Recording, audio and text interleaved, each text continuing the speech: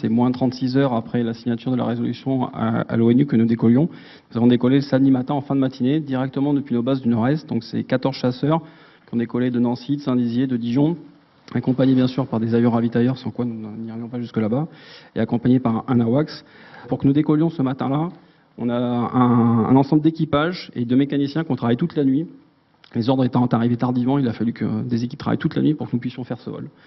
Donc c'était vraiment un ensemble de sensations un petit peu particulières pour nous. Généralement, on a une phase de transition, on est déployé sur un théâtre, on opère depuis ce théâtre. Là, c'était pas le cas. On n'est pas rentré chez nous la veille au soir, on a préféré dormir sur base parce que c'était un petit peu compliqué d'aller gérer ça à la maison. Et en fait, on s'est retrouvé le matin à partir de chez nous, donc ce qui est assez particulier. Quand on est arrivé sur place, on a tout de suite compris qu'on était attendu. Donc nous, notre but, c'était déjà de vérifier qu'il n'y ait personne, d'empêcher que quelqu'un arrive et de protéger l'arrivée de cette deuxième vague qui était là pour faire la frappe. Et pendant 3 heures, on a dû batailler avec un SA-8 qui a passé son temps à essayer de nous abattre. Heureusement, nos systèmes sont assez performants et on a pu avoir la localisation grâce à la WACS et nos senseurs de la position précise de ce système, ce qui a évité de lui donner une victoire facile. Notre maison, en fait, se situe très proche de la Libye et on habite sur le théâtre libyen. Ça, c'est la particularité du porte-avions.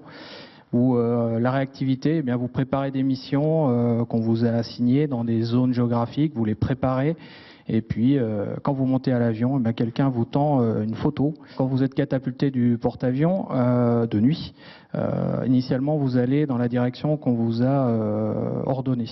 Puis, eh bien, la réaction fait que la réactivité de la chaîne globale fait qu'en fait, vous allez sur la photo qu'on vous a montrée.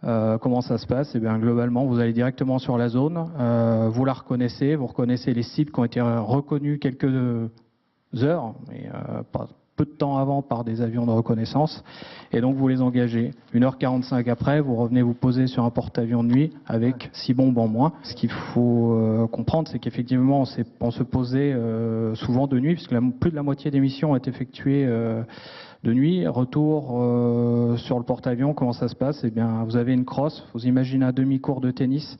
Eh bien, le but est de mettre cette crosse dans ce demi-cours de tennis à une vitesse qui est de l'ordre de 250 km/h, sur une pente qui ne peut pas être autre que celle qui est prévue, sinon vous allez casser soit le matériel du porte-avions, soit le matériel de l'avion. Je me demandais ce qui nous attendait.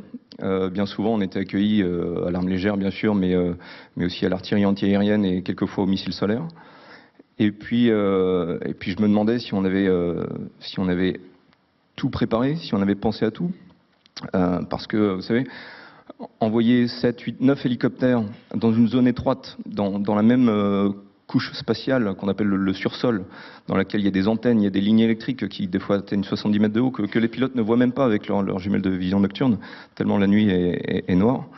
Ça s'improvise pas, et il y a des difficultés de coordination technique qui sont très hautes. Heureusement, tous les raids qui ont été menés ont été préparés d'une façon extrêmement rigoureuse. On a envoyé les 2 Tigres en premier du côté de la ville pour essayer de rechercher toutes les positions des forces Kadhafi. Il faut aller chercher ces positions sous les arbres, parce qu'ils se cachent de la vue des avions de chasse et des avions de renseignement. Et il faut trouver de l'armement, parce qu'on va pas détruire n'importe quoi. Et cet armement, on le trouve des fois au dernier moment, c'est-à-dire qu'on est très proche. Il arrivait souvent qu'on voit l'armement et qu'on sache que le véhicule était ennemi à 200 mètres du véhicule.